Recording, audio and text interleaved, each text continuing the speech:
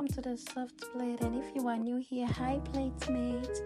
Today I wanted to make something easy without using too many pots. So first thing first, I went in with my chicken.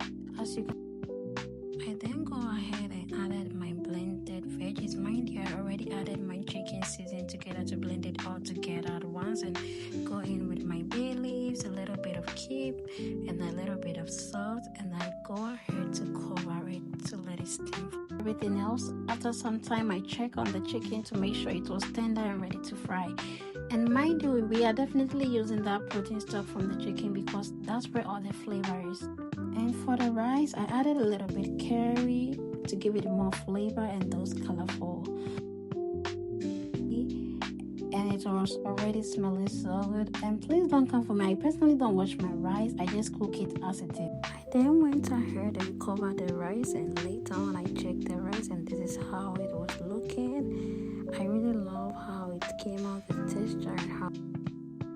I then went ahead and go in with my veggies so that it comes out perfectly and more colorful.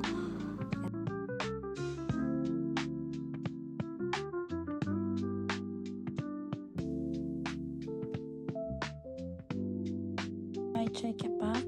This is how my rice turned out, and I really love how colorful it was given.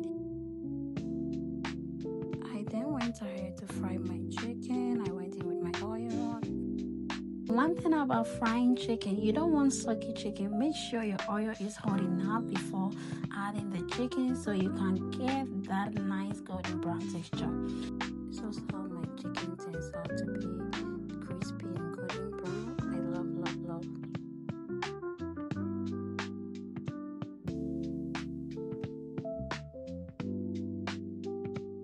And finally, here is the final result of how my one pot meal turns out.